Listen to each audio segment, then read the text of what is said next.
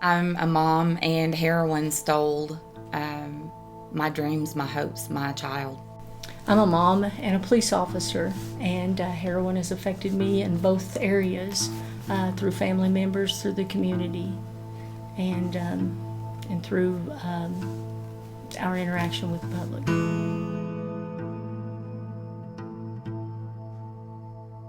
Do you think the culture is changing on how we treat users?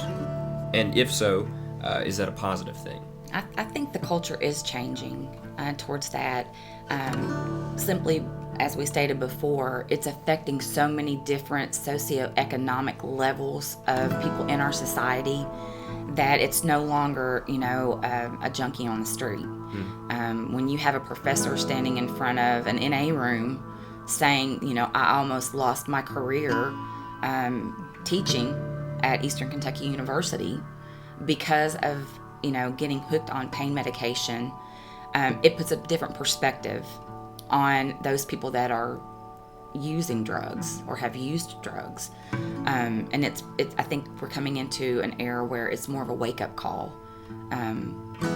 This could be my brother, my sister, my child. There's still a lot of denial out there, but I think that is switching because of the publicity of the people that are using and the effects it's having on those people. Mm-hmm.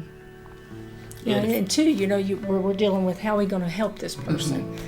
Put them in jail is not going to fix the problem.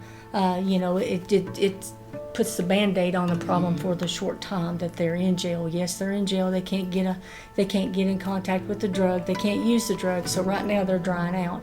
Well, once they're in the jail for a little bit and they came off of that drug, and maybe they've been in there 30 days, and so in their mind, when they go back out on the street and they take that same dosage unit that they had done before, that is the very one that could kill them because their body has acclimated to that. And also too, we've seen that rehabilitation is sometimes the only help that these people can get. And like you said, it's not just the homeless person on the street that you see that's dirty and nasty and laying over there. It's the veterans that are coming back from war that have given their life for this country. It is doctors that have gotten addicted to pain medication and has went to the heroin route. It is mothers that have dealt with postpartum depression, and then the pain pills were given to them as the drug after they've had a C-section or even childbirth, and then they are resorting to having to get a stronger high. So when it's now becoming a community problem and not an individual problem, then absolutely the way that we are treating it is changing, and it's a good thing because we've got to know that it's not affecting just somebody that doesn't matter. It's affecting our own family. It's affecting our daughters, our sons, our children, our education, our beliefs. It's affecting every aspect of our life. But until we address the issue, we're never going to be able to fix the problem. And I think it's a good thing that you say all those different ways that it's affecting the different parts of our communities. If we come together only as the law enforcement side, for instance, law enforcement itself is not going to, this problem is so huge, law enforcement's not going to be the only one. Healthcare is not going to be the only one. It's going to take multiple different entities in our community coming together to fight this problem, whether it's going out and speaking out and saying, yes, I have a child that is struggling with it. I have a father who is in addiction. It's going to take more than just one part of our community to help educate and combat this problem.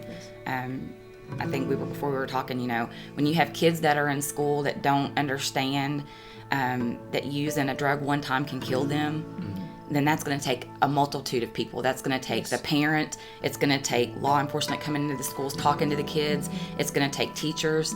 It's going to take more than one sector or group of people to reiterate that to that kid. And the same with those people that are struggling with addiction or don't know about the addiction. in the law enforcement part, we can't do this by ourselves.